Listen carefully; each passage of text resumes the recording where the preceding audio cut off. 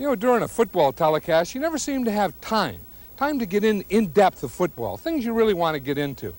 Well, I've written a couple books. I coached a Super Bowl team. I've announced 3 of them. I thought, what the heck? Why not do a video? You know what I mean? Where you can really get into X's and O's, nuts and bolts. The guys in the trenches. You can talk about nose tackles, linebackers, those goofy eyes, defensive backs, real hitters, the great quarterback. We can watch classic footage. We can watch guys like Jim Brown, Joe Namath, Johnny Unitas, all the great ones that ever played the game. So what the heck? I'll be a coach again. You be the players.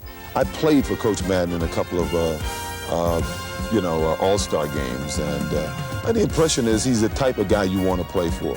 He enjoys the game of football. Madden is on the field. He wants to know if it's real. They said yes. Get your big butt out of here. He does. He was so irate at one of the officials that we had to calm him down. I think he yelled so loud that he tore some cartilage in his ribs. Really, what you see on television right now is the way John Madden was. It's the way I remember John Madden. Madden is just enraged on the Raiders sideline. He analyzes football, but he loves to analyze people. He can't figure me out yet.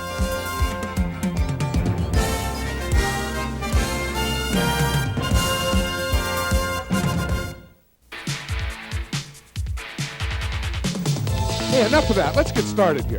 You know what I like about football? The excitement of it, the unknown. You never know what's going to happen, who's going to win. What kind of play is it going to be? Is it going to be the great pass by the quarterback? Is it going to be the great run that wins it? Is it going to be the great defensive play? Boom, the big hit. Or maybe it's going to be a kicker.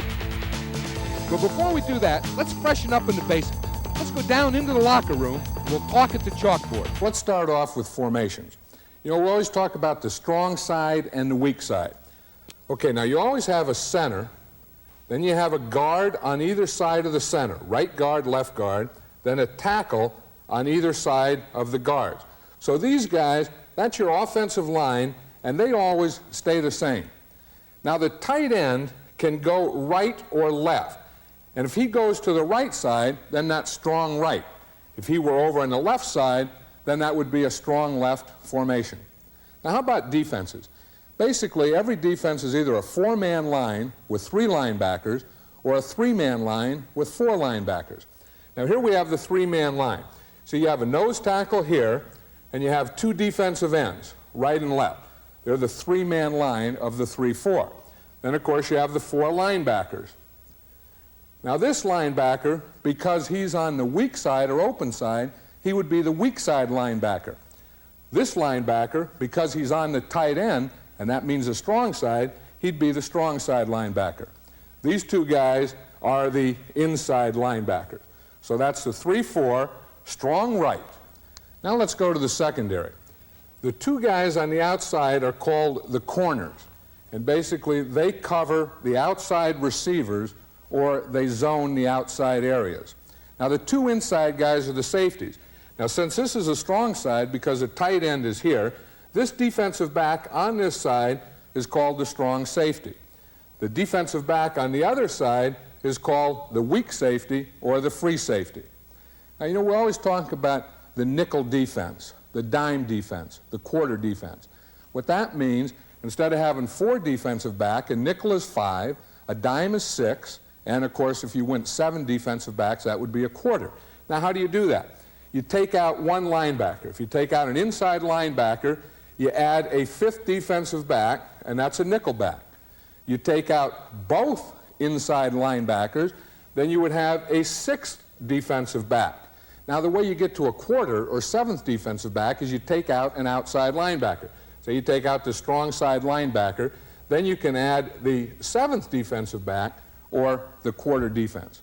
Now let's look at a mistake that most people make when watching a football game. They always watch the ball. And watch what a quarterback will do in that situation. Okay, right now, where's the ball? We don't know. The quarterback doesn't want you to know. See what he did? He faked the run and threw the pass for the touchdown. In fact, that's what a good offense wants to do, or a good quarterback. They want to show you something, make you think they're going that way, and then boom, they go back that way. In fact, the real good quarterbacks, the great quarterbacks, are almost magicians.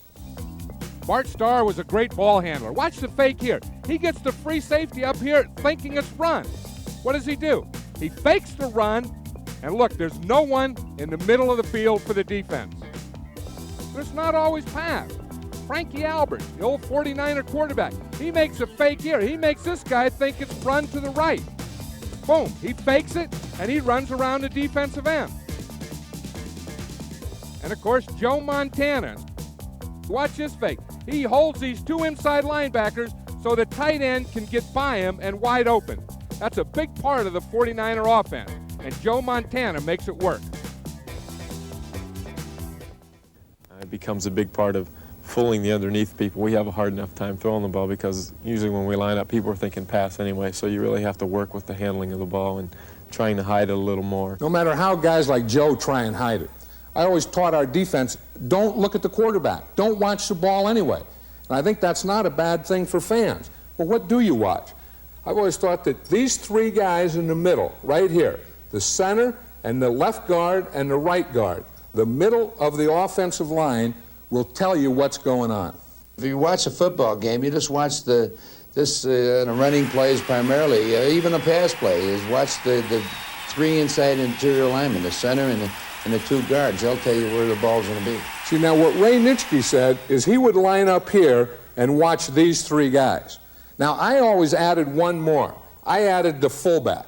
And I told our linebackers to key the triangle. In other words, the center, both guards, and the fullback. Now, what do you look for? What do you keep? Well, if it's an inside run, they're going to run right at you.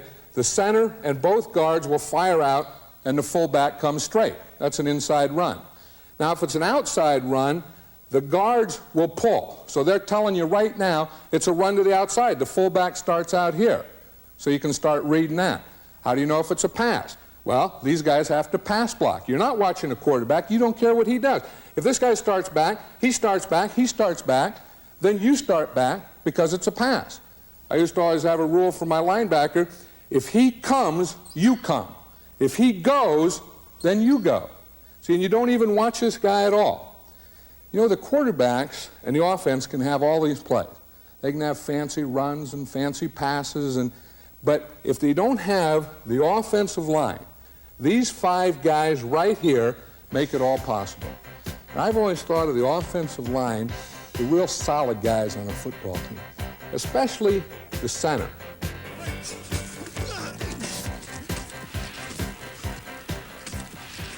Well, every football player has to be dedicated to what he's doing, and in most cases, I feel that centers are the most dedicated player on the field. They, in all history, if you look around, they play longer than anybody else, and the old saying was, well, they never had anybody directly over their nose. Well, we do, and we in the American Conference always had someone directly over the center's nose just about every single play. Jim Otto had a lot of nose tackles. Today with the 3-4, that's about all they see. Watch Mike Webster here. The biggest thing for the center is to be able to snap the ball and then get your hands up on that guy. Watch here, to be able to cut him off on the run, to be able to pass protect with and without help, but getting those hands up there. Watch the center here. He has to beat the nose tackle with his hands. See right there, boom. He had his hands up there before the nose tackle. That way, he has a chance. So it's quickness, the center against the nose tackle. Well, I'm not going to get blasted. I wouldn't allow that. You know, I mean, I grew up against the best, and when I went into that game, I wasn't going to get blasted by anybody. Sure, I took my knocks. I had my nose broken many times, or I had teeth chipped, a lot of stitches in my face and stuff like that, but that was part of the game. You know, you were expected to come out of there with either drawing somebody's blood or a little bit of your own. The center, the heart of the offensive line. But you see, against a 4-3, there was no one over him. So mostly he was responsible for blocking that middle linebacker. And what he wanted to do was to get on him. Watch Dave Dalby for the Raiders in Super Bowl 11. It's a draw play. He sets up. Now he comes out after the middle linebacker, trying to position himself between the linebacker and the ball carrier. Now, of course, they also have to help on pass protection. One of the best is Dwight Stevenson of the Miami Dolphins. Watch him right here. He's blocking here, but he sees a blitz coming. He's able to get off the block and boom, pick up that blitz and get the completion. You know, the offensive linemen are really the core of an offensive football team. But a lot of things that they do are kind of passive, especially pass protection, where they have to be under control and keep their body between the defensive lineman and the quarterback. But I always told my guys, look, just because it's passive doesn't mean you have to be a pass. You can hit and hit aggressively. Now, offensive linemen, they were always the biggest kid in the class. You know, when they were in grammar school, they were that big guy that their aggressions were always thwarted. Anytime they would do anything aggressively to a classmate who was smaller, someone would say, don't be a bully, you're bigger than him, don't pick on him. So now he comes to high school. He's going to be a football player, biggest kid in the class. And you say, okay, you're an offensive lineman. Now be aggressive. Well, how can you be aggressive? You just can't turn it on. So what I used to do is the first time you want him to hit something, you don't want him to get hit back. And they say, hey, this is no fun. This is no deal here. So we used to hit these big bags. And I used to tell my guys, just take it out. Just boom, boom, boom. Because you see, it can't hit back. Get some of that aggression out of there. Become aggressive. And then you have a real offensive lineman.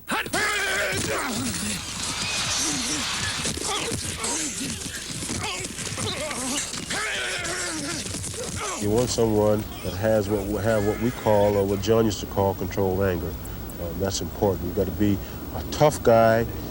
You got to want to do it. You got to be like us. Unlike the defensive lineman, they got a nasty demeanor about them. You know, everything they do is just all out and aggressive. You go in the locker room and you look at the lockers, it's all messy. That's the demeanor of a defensive lineman. An offensive lineman, he's a controlled guy. You go in his locker room, everything is nice and neat, you know. So it's a controlled anger or controlled toughness that you have to have. Art Shell and Gene Upshaw were the left side of the Oakland Raider line.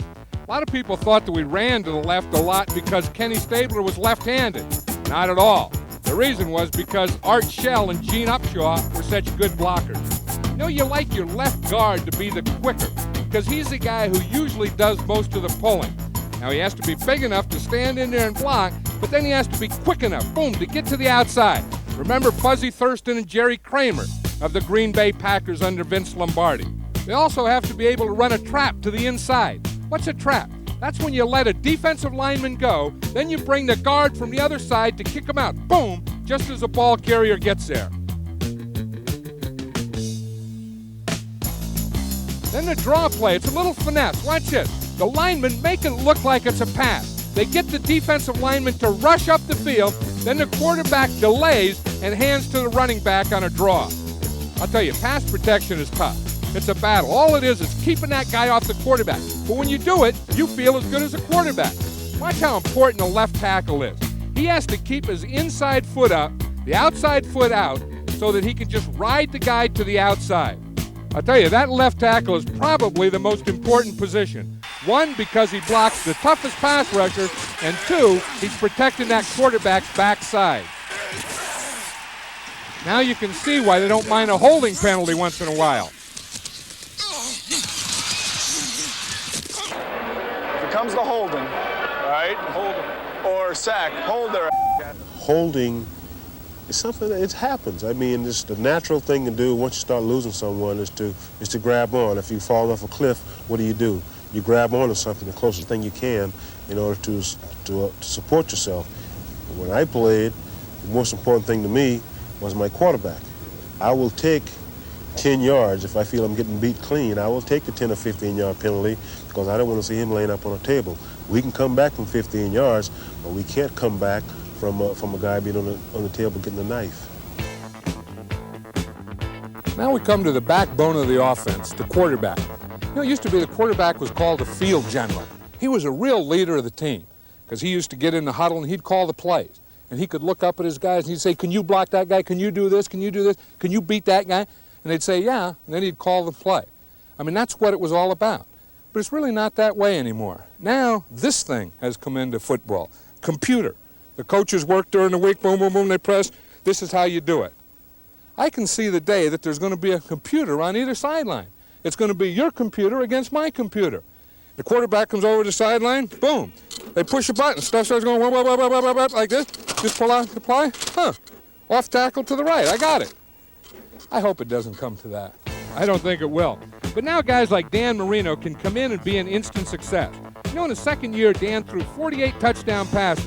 That's an NFL single-season record, and the Dolphins made it all the way to the Super Bowl. In the old days, it took years to groom your quarterback into a field general, a coach in the huddle like Bart Starr was, like Ken Stabler was. Great quarterbacks are great leaders. Someone once said being in a huddle with Johnny Unitas is like being in a huddle with God. I think the biggest thing is that you have to have mental toughness. You have to understand what you're doing there, and you have to have complete confidence in your ability, and confidence, more important, in the people that are in front of you. I think the great ones all led their teams. Different ways. You know, a lot of times we think of leadership as being verbal, and it's not necessarily verbal. Kenny Stabler, John's quarterback, was a great leader, and he was not a particularly verbal person. Lenny Dawson, I thought, was an excellent quarterback, but he was a very quiet quarterback. You go back and you hear some of the stories of the great Bobby Lane, how he used to yell and scream and grab his players by the throat because to pick them up, to make them better players. So everybody does it a little differently. But the bottom line is to get it done, and the bottom line is the players have to believe that what you're doing is real and not just fabricated. It just has to be in your personality, and so that when you step in the huddle, people know that you're confident because you're confident all the time. There's no question that Dan Fouts is in charge of the San Diego huddle. Let's listen in. All right, here we go. Split right open. Split right open. Bronco right, 844 Ricky on White. Ready? Red ball, red ball! Red ball! 11, that's okay. 11!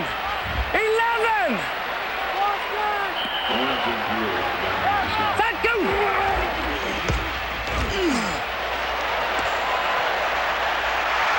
That's a good looking play there! How about that? Great block. There you go, Keller.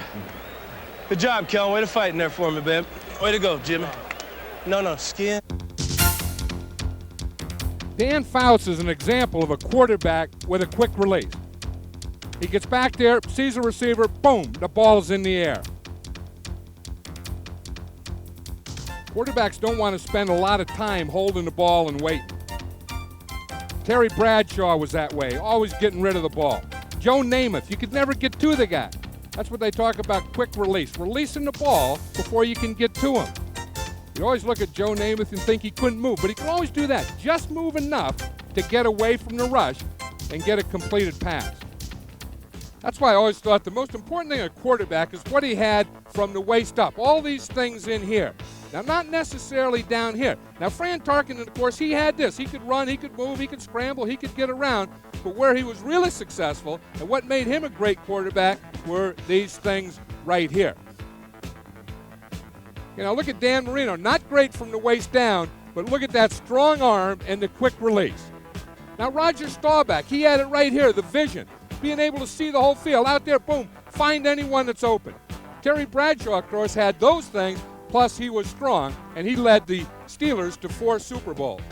You know, talking about Super Bowls in the NFL, it looks like if a team doesn't have a great quarterback, if they don't have the Terry Bradshaw, if they don't have a Bart Starr, there's no way that you can get to a Super Bowl. The NFL is a league for quarterbacks. You look at the Super Bowls, it's like a Hall of Fame for the quarterbacks. Joe Namath, Lenny Dawson, Roger Staubach.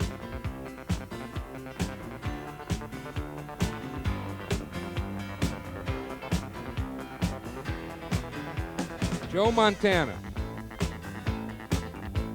You know, you can have running backs, offensive line, defensive line, but if you don't have the great quarterback, you're not going to the Super Bowl.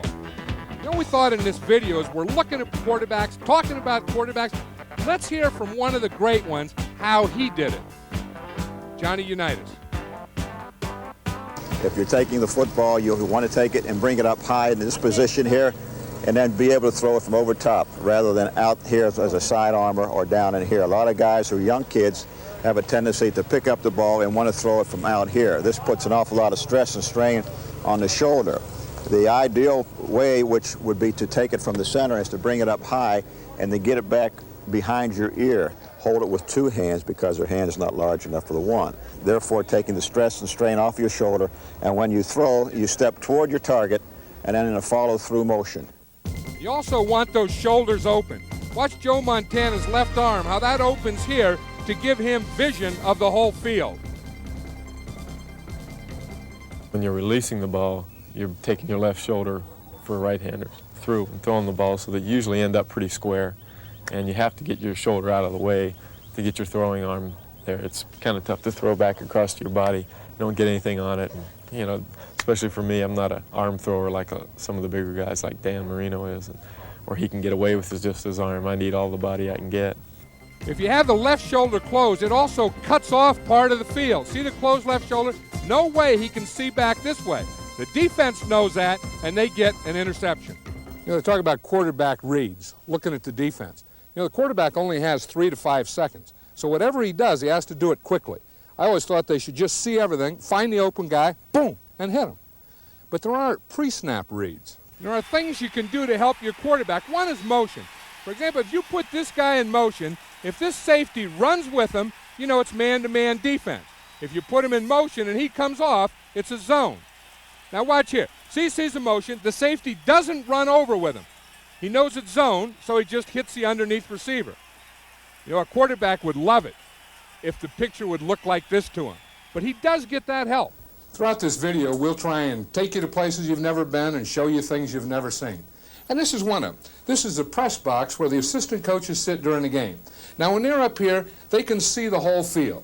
They can see the defenses and what they're trying to do. They can see the offenses and how they're trying to attack their defenses. So when a quarterback comes over and picks up the phone, now you know who he's talking to. He's talking to the coach who's up here. And he sees things, they say, look, the last time we were in 3rd and short, they did this. The next time, we're going to think of doing this. Then the quarterback remembers. So that's one way they help. The other way they help the quarterback is with these. They take Polaroids. Then they can show them what the defense is doing. The offense is on the right, defense on the left. They show the quarterback, this is what they did on 2nd and 7. Now, 3rd down, what'd they do? The last time we were in 3rd down, this is what they did. And they sit up there and they do these things, you know, and you'll get down and say, well, 3 out of 4 times now, every time you come up with a 3rd and 4 or under, they got a blitz. And if they can get that information to me prior to going into the ball game or during the ball game, when I come up with that kind of a situation, 3rd and 4, 3rd and 5, somewhere in that area, I'm going to call a play that's going to kill them. All quarterbacks love that, a play that'll kill them. I'll tell you another thing about quarterbacks. They have to be fearless guys. They have to stand in there, and they can't worry about things. They have to have fun. The game has to be fun. They have to put everything they have into it. Let the coaches worry. Okay, let's get on to the running backs.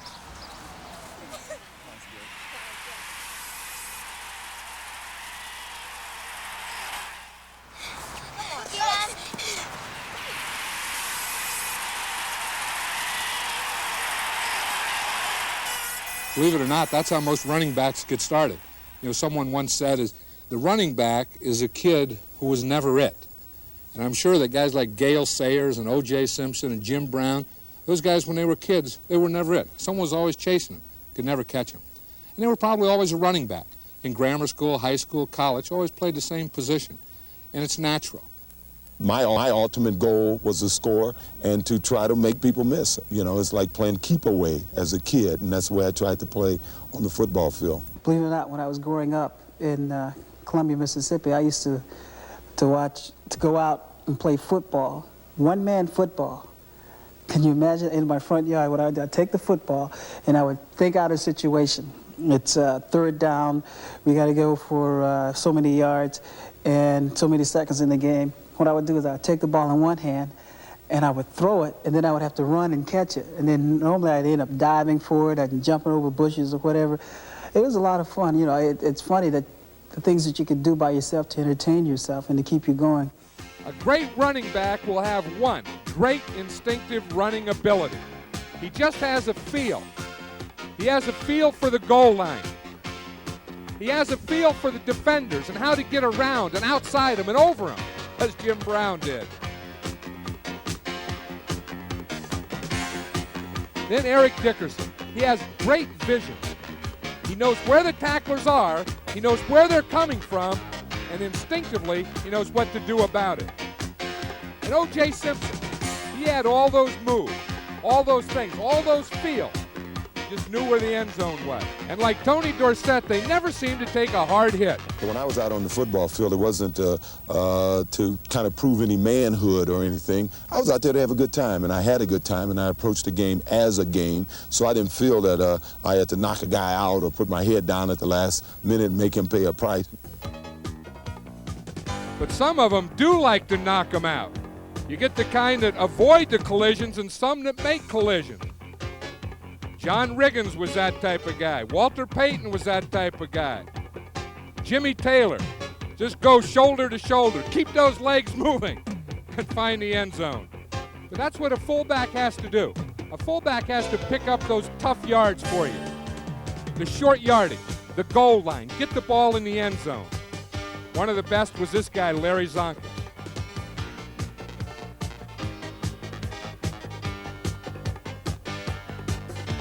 The halfback is a quick guy, the fullback is a power guy. You know, the second thing for a great all-around running back is to be able to block. Now, a lot of that is pride, just wanting to and being able to work on it, spend time doing it. You know, as you're watching a game at home, the way you can tell who the great running backs are and the great blockers is when they don't have to take the guy out. When you see a guy run, make a big play, then you see him come back, stay in the game, and block for the other guy. That's what Marcus Allen has. You don't take him out of the game. You don't take Walter Payton, William Andrews. You don't take those guys out of the game. The good ones like to do it. The great ones, like Walter Payton, they love to do it. I tell you what makes me feel good is when quarterback drops back to throw a pass and the safety's blitzing or the linebacker's blitzing and your assignment is somewhere else, but your guy, you have him or he's out of the way, then you peel back and just as he's getting ready to get to the quarterback, you know, you turn his lights out, you know, and the quarterback throws the ball and gets a touch. That's good. That's why Walter Payton is such a great player. He runs, he blocks, and he catches. And that's the third criteria for a running back, being able to get open and catch the ball. One of the best is Roger Craig of the San Francisco 49ers. He's a guy that'll gain 1,000 yards rushing and also catch for over 1,000 yards in a year. Now let's watch a pass pattern and see how the whole thing works. Here's the weak side X. Here's the tight end, he's a Y, and the flanker's a Z. And of course, 2 running backs. Now, because the running backs are 4.5 yards behind the line of scrimmage, they're going to run shorter pattern, shorter distance than the receivers that are on the line. But you hope that they all break open about the same time. Now let's watch a pattern as the quarterback sees it. Now he's ready to throw. This is what he sees. He sees his guys across the board here. He has to pick the open guy and get it to him. And that's why they have to all have good hands. You know, the wide receiver has to have speed and quickness. He has to be able to get open. But once he gets open, he has to be able to catch the ball. He has to have good hands. Now what are good hands? Good hands are the 2 hands working together, working as one. I know when I was coach of the Oakland Raiders, the way that I taught, the way that I developed those hands to work together is punching a speed bag. Now you say, why or what would a football player be doing punching a speed bag? Well, that's how you get both hands to work together, because the right hits at the left, the right, the left, and then they get both hands. And then when the ball goes over there, boom, both hands are there. Ball goes this way, boom, both hands are there. They don't go as one, they go as 2. It means really eye-hand coordination more than anything, and the ability to be able to know where the ball is going when it's thrown. I think that's what helped me more than anything else, was just I had a lot of speed, and the speed along with just the ability to know where the ball was going to come down really helped me. Lance Allworth played with the San Diego Chargers, then later the Dallas Cowboys. But he's one of the best that ever played the game. He was a home run hitter. So was Paul Warfield. That's what speed will do to you. You know, you got to play off him. You're always worried about that big one. Then if you're like the Steelers, you win 4 Super Bowls, you got 2 of them. You have Lynn Swann on one side, he'll make that acrobatic catch. Then on the other side, you have John Stallworth, who could really do it all. He would catch the short one, the medium, and go deep on you. And I'll tell you, that was tough for other teams. Who do you double? The other thing John Stallworth could do is he could catch the ball wherever it was thrown. He's going to tell us how he did it. The ball is low. You want to catch the ball down like this. Your thumbs pointed to the inside like this. Catch the ball and tuck it away. Gives you an excellent opportunity to put the ball here and to automatically just bring it into your body. Ball is high, hands up, thumbs pointed toward each other. Ball comes in, thumbs primarily taking away the momentum of the ball, and you watch it in, clasp around the ball to secure it, and you bring it in to tuck it away. Now, Fred Biletnikoff had those hands, but he didn't have the great speed, but he had those moves. You see what he would do? He would get the defender turn one way and then go back the other way. Raymond Berry was the same way. You make him think you're going one way, and then whap, you go the other way. Let's watch it on a pass pattern. Here we see the receiver has a release. He wants to get outside of this defensive back who has a man-to-man. So he comes outside, gives him the move here, and then the break. The move to hold him, and then the break to run away. Watch him. He'll come off the line. He knows he's going to go out, so he gets outside the receiver, holds him there, then boom, to the outside. One of the all-time greats was Don Maynard of the New York Jets. You know, he caught 633 passes, and he averaged almost 19 yards per catch. Now, those are home runs. Look at that long stride he had. I'll tell you, he could gobble up that ground. And another guy who was a combination of the speed and the moves is Charlie Joyner, San Diego Chargers. He always seems to come up with that clutch catch. You got to have an ability to, or a need to catch the ball. Some people find a way to just step in front of somebody, leap over somebody, crawl under somebody to catch the ball. You know, when I think of those kind of catches, I remember Dwight Clark's catch in the 1981 championship game against the Dallas Cowboys. Who could forget that one? Or how about this catch in Super Bowl X? Lynn Swann. You know, they always talk about concentration. What is concentration? Right there. Or how about Otis Taylor being able to catch that ball up over his shoulder? Or a clutch catch, Warren Wells. 7 seconds to go against the New York Jets. Those are the wide receivers. Now we get to the tight ends. Kellen Winslow, of course, of the San Diego Chargers. He's a different guy. He lines up all over the place. But usually the tight end will line up here or here, right next to the tackle. And he's usually a big guy like John Mackey, who was strong to be a blocker, but also could get open and catch passes and then run over defenders. Mike Ditka, the Chicago Bear head coach, he was a tight end. The big, strong guy, the tough guy, who could also get deep. Now, Dave Casper of the Oakland Raiders was one of the best of all time. He could block as well as an offensive lineman, but could also catch that deep pass. Another one I had was Raymond Chester, an All-Pro. I'll tell you, they have to be special people to block and catch. A tight end plays left, right, depends on the formation. He blocks the linebacker, he blocks ends, he blocks combination blocks, double teams with the tackle. He blocks downfield. He runs possession patterns, he runs combination patterns. Runs combination patterns with the Z on the strong side, combination patterns with the X on the weak side, combinations with the fullback. So a tight end, I think, has to be a guy who is pretty aware of what the coach and what the team, overall team philosophy is offensively. You got to know pretty much what you're doing to play tight end. Of course, Raymond was a tight end, and here's where he would line up sometimes. But as he told you, X, Y, Z, all over the field, versatile, blocking, doing all those things. And if you can understand that, then you're ready to play in the NFL. Now, what happens on long yardage, third and long? We talk about situation substitution. We talk about 3 wide receivers, 4 wide receivers. Well, why not? If it's third and long, you know you're going to throw. They know you're going to throw. People in the stands know you're going to throw. So there's no reason to fool them anymore. So you may as well get in as many wide receivers as you can. So do you ever think of who comes out when that third wide receiver goes in?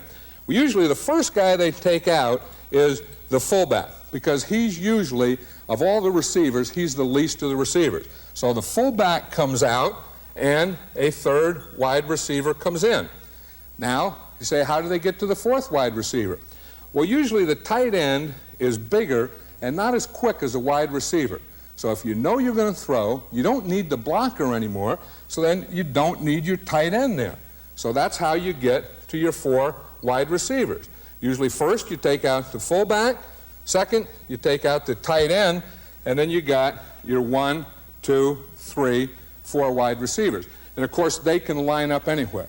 Now, what's the defense going to do? That's when they go to their 5, 6, 7 defensive backs, the nickel, dime, and quarter that we talked about. Okay, that's the offense. Quarterback, solid offensive line, good receivers, good catching, good blocking backs, all those things. But how about the guys that are trying to stop them? The defense.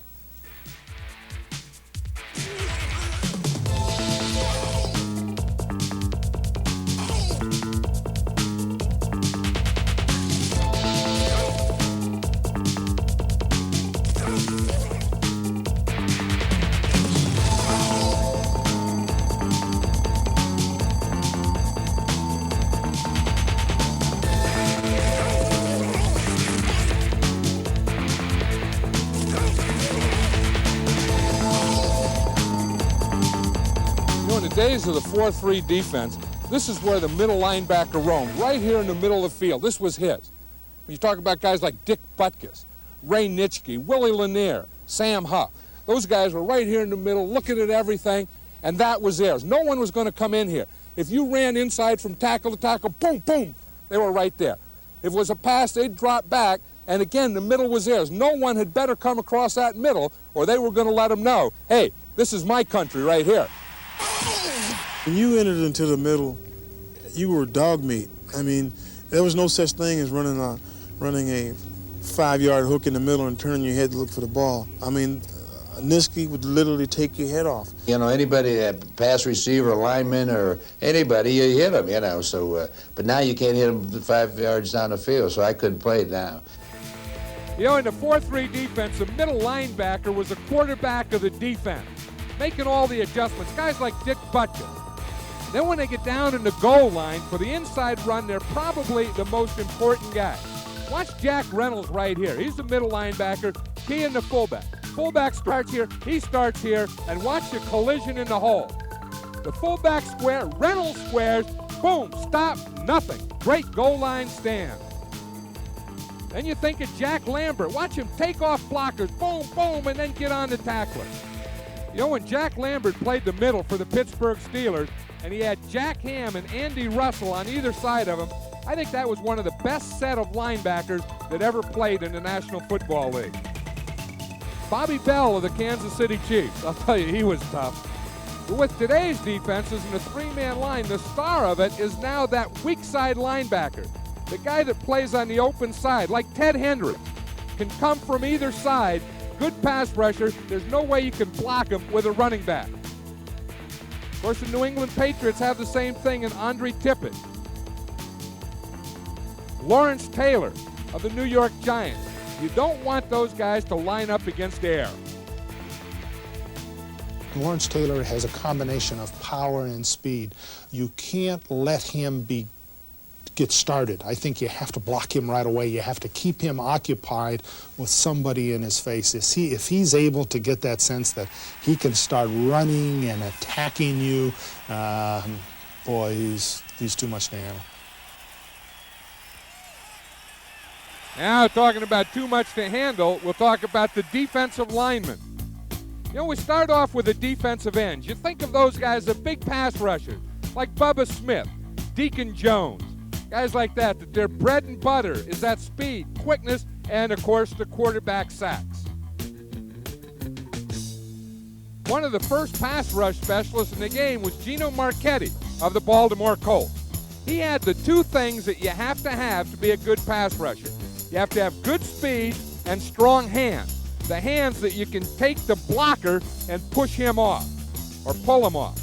The other thing is the speed where you can just run right by a tackle. Just race the tackle to the quarterback. If you have speed like Cedric Hardman, you'll win that battle a lot of times. Now here's good hand. Watch this. You get your hands right here on the blocker. Now you have to be able to take that blocker and just pull or push him off and then get back in and make the tackle. It's hard to be a great pass rusher as a defensive end like right here in a 3-man line because there's no tackle inside you. And if you get wide like this and you come to the outside, boom, you see what happens? They just run the ball back to your inside. Now, it's hard to be a very good run player and pass rusher. But Howie Long of the Raiders is one of those guys. He's strong enough that he can play the run, play the line of scrimmage, handle that line of scrimmage, and he has enough quickness and speed to be this type of pass rusher. But he learned from other guys. I copied myself after Leroy Selman, Joe Klecko, and Randy White in many ways. I took a lot of Klecko's strength moves. I took a lot of Randy White's quickness type moves, and Leroy Selman was, in my opinion, the textbook defensive end. Really played the game the way it was supposed to be played. At 245 pounds, made a lot of 300-pound people look bad. Howie Long lines up all over the place. Look, here he is as a right end. He's going against the left tackle in pass protection. To the back of the quarterback. He gets him there. Now he lines up over here at left end. He's going to work on the right tackle in the face of the quarterback. Boom, he gets him then. You say he's always an end. No, here he is right here. He's a nose tackle up over the center, getting on the quarterback. The ends are important, but if you're going to play a three-man line, this guy right here is the most important guy in the line. He's a nose tackle. Because if they're going to run, they have to get movement on him. They have to get him going backwards. If he wins this battle and gets in here, it's almost impossible to run the football.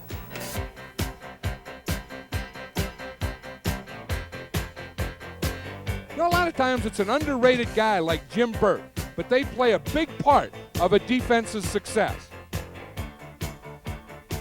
I think maybe the best nose tackle that ever played was Curly Colt, who played for the Kansas City Chiefs and the Houston Oilers. He was born to be a nose tackle, just built like a nose tackle had to be. Not that tall, but very big, very strong, and very quick. You couldn't get him blocked when you wanted to pass, and when you ran, he was like another linebacker. The centers never did like those nose tackles. The centers never liked Curly Colt. Now that's in a 3-4, the nose tackle. Now when you go to a 4-3, you don't have a nose tackle. You have a middle linebacker over the center, and you have two defensive tackles. Now teams that played this successfully usually had one big, strong guy who would stay at home. In other words, he would play this area. He would take the middle, wouldn't leave that area much. He'd wait for the draw, for the screen, the quarterback scramble. Then you had one guy who would chase. He'd take off, boom, inside, boom, outside, right over, jump over, do all that stuff. And this guy stays at home, boom, this guy's a runner. Now, of course, if you had two great athletes, two great chasers, well, maybe you'd have them both chase and not use a stay-at-home guy. To my way of thinking, teams would be better off if both tackles were active and moving. It seems to me that the more commotion that the interior defensive lineman can cause, the better off a defense will be, the better chance of the offensive play breaking down. The Minnesota Vikings had a great front four. They were nicknamed the Purple People Eaters. But the catalyst of that group was Alan Page. He was the guy who made things happen, boom, right now. That's what a defensive tackle did in the 4-3. Another one was Joe Green. You talk about a guy who was tough. They called him Mean Joe Green. He said he really wasn't, but watch him here. Boom, he just takes on guys, throws them down, grabs face mask, anything he can. He was tough to block. But so was this guy, Buck Buchanan. Those are the guys who would be all over the field, and it was tough to pass. And talking about passing, who has to take responsibility when they do get it away? That's those defensive backs, the last bastion of your team's defense.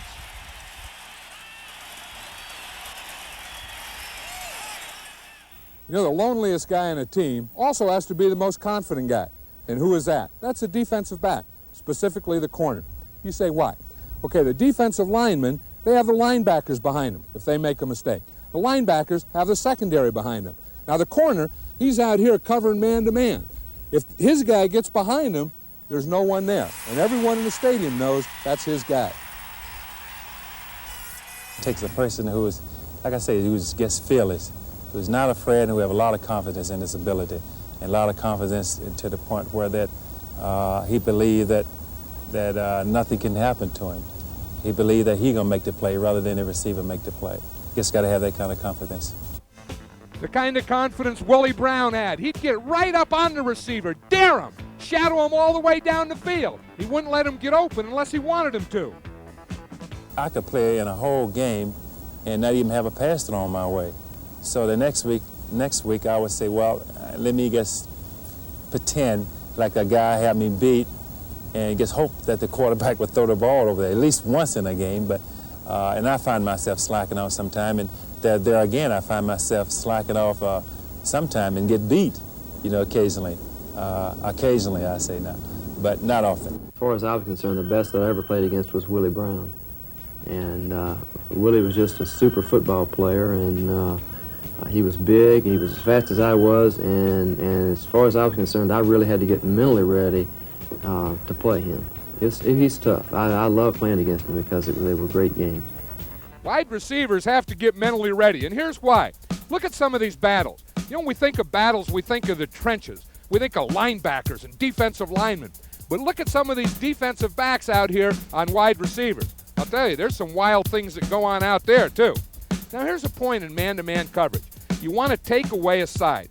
You don't get in front of the guy. You either take away the inside, as this guy's doing here, and give him the outside and run him there, or you take away the outside and force him to the inside. But you never get square on him. Let's watch a man-to-man coverage in a team concept. Here's man-to-man right here. Strong safety on the tight end here. These guys are man-to-man, and, of course, the free safety. Now, watch what happens. We saw earlier, we saw a man go in motion. Now, when he goes in motion, if it's a zone, no one runs with him. Now, if the cornerback runs with him and takes him all the way, the whole thing is going to be a man-to-man defense. Now, watch the motion come here.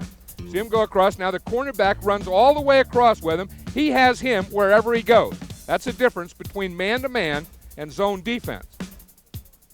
Okay, now those are the cornerbacks. Now we go to the safeties. The guy that plays the inside. We talked about the middle linebackers where they have control of the inside short. The inside deep, that's these guys, the safeties. Now the strong safety is called strong safety because he lines up on the strong side of the formation on the side of the tight end. And a man-to-man coverage, he would cover the tight end. Now this guy is a different type of guy. He has to be half defensive back because if it's a pass, he has to be able to cover the linebacker if it's man-to-man, or he has to play pass defense like a defensive back does in a zone. Now if it's a run, he has to play like another linebacker because when the offense starts out here in a sweep, who do you think has the outside hole? You know who has the inside stuff. That's the nose tackle, the linebackers, those guys. But if you come on a sweep, the guy that has the force of the support is the strong safety. He has to get up here. Now, who's usually blocking him? It's usually a big guard who comes out on it. So you got a guy at 200 pounds here taking on a 270-pound guy. So he has to be able to do that on a run. Then he has to be able to get back and cover on a pass. Now, usually that type of guy is the biggest of your defensive backs, like Dick Anderson of the Miami Dolphins used to be. I had George Atkinson. George Atkinson wasn't a big guy, but he was so quick that he could do all those type of things. He could get underneath a guard. He could cover any type of receiver. That's what the strong safety is. Now the other safety, the weak safety, or the free safety. Why do you call them free safety? Well, in man-to-man, we know that the corners are man-to-man on the outside receiver. We just talked about the strong side safety being man-to-man on the tight end. Now when those guys are man-to-man on the tight end, the linebackers have the backs. That means that this guy, the weak safety or free safety, has no one. He's free. He's free to help this corner. He's free to come over and help on the tight end or to come all the way over here and help on the flanker. He's also free just to get back in the middle of the field, read and react to the pass. Now, if this guy is a tackler, if he's like Jake Scott used to be, if he's like Jack Tatum, then you get a big plus because he can do those things on the pass, but then when you run, whap, he can come up there and hit it like a linebacker. I tell you, that's like having 12 men in the field. Another thing the safeties do is get up here in the line of scrimmage and blitz the quarterback. The old safety blitz. You see one there? Here's another one. Safety coming right up the middle, right there, boom, right on the quarterback. I tell you, when you can get that safety up there and spring him free on the quarterback, that sets up these special teams, the kicking situation. You know, a lot of times we think of kickers and we remember Garo Yepremian in the Super Bowl. We remember this pass, and we say, kickers are kind of flaky. But I'll tell you, that did happen. Those things do happen. They have some block. Some funny things happen to kickers.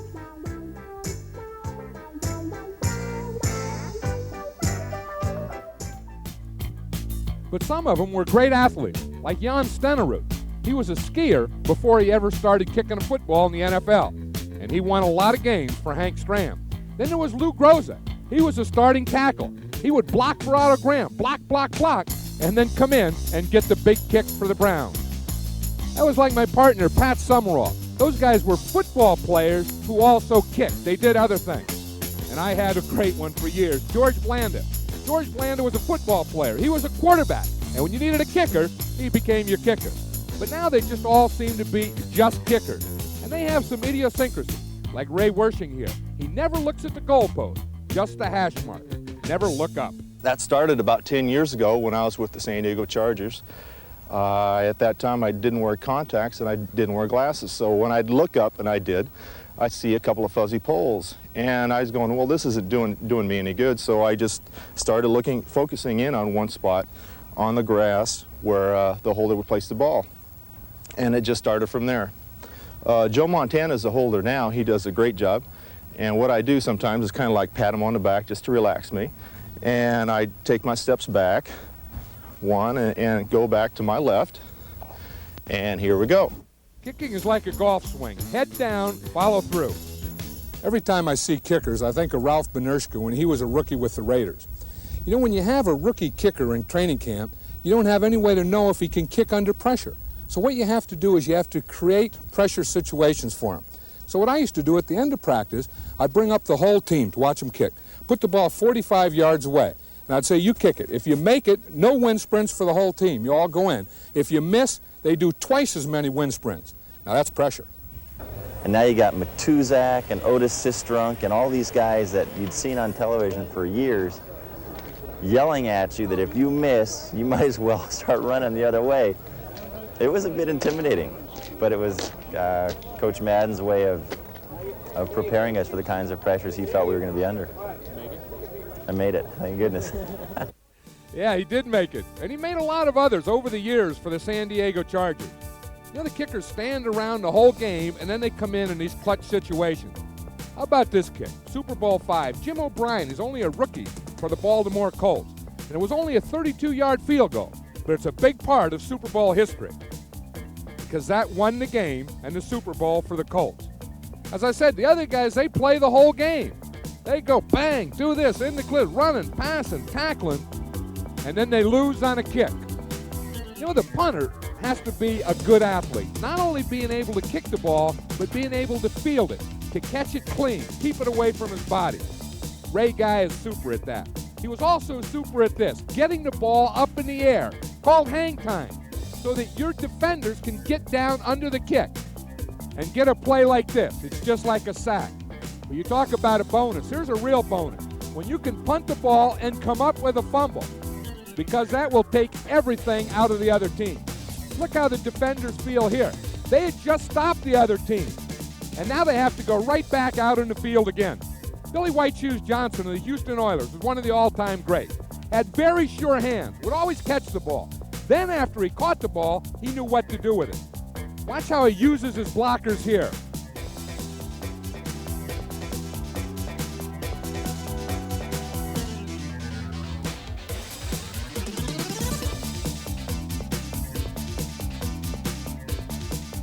Well, we've talked about offense and defense in the kicking game.